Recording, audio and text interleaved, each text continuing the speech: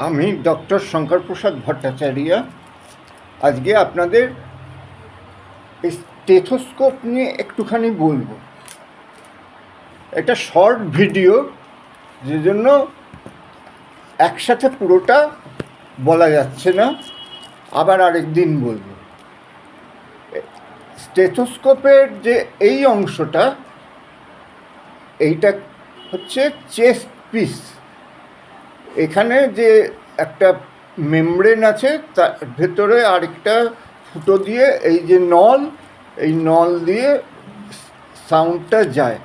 এই মেমব্রেনটাই হলো যেটা পেশেন্ট গায়ে দিয়ে দেখা হয়, সেইটাই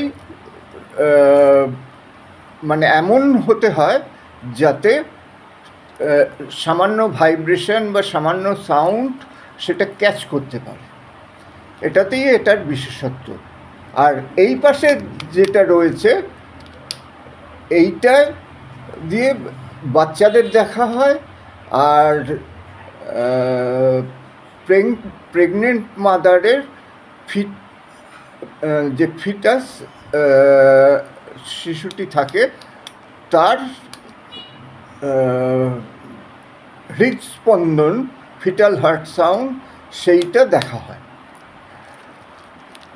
আর এছাড়া এই অংশটা অনেক সময় এরকম বাইরে একটা কোণাকৃতি মতন থাকে, সেইটা একই জিনিস, সেটাও দেখা হয়। এরপর আসছে নল বা টিউব।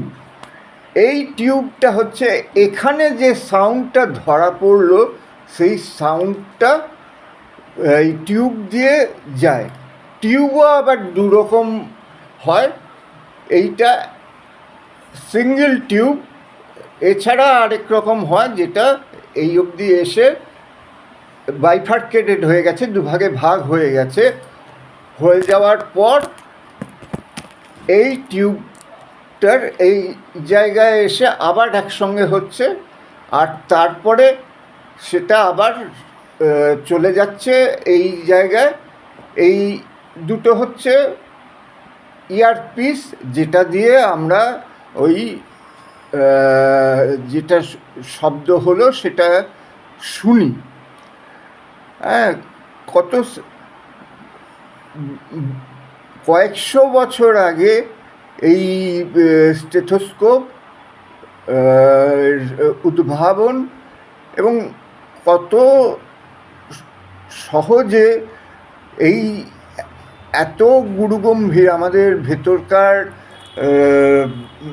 শব্দ, ভাইব্রেশন সমস্ত এই স্টেথোস্কোপের মাধ্যমেই আমরা শুনতে পারি। এখন অবশ্য অনেক ইনস্ট্রুমেন্ট এসে গেছে,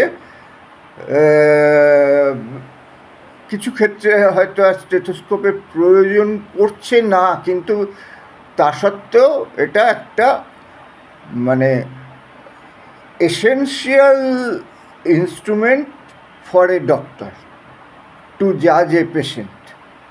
আজকে এই অবধি রাখছি, এটা একটা শর্ট ভিডিও। এরপরে আবার একটু একটু করে বলবো। হ্যাঁ, thank you for patient listening.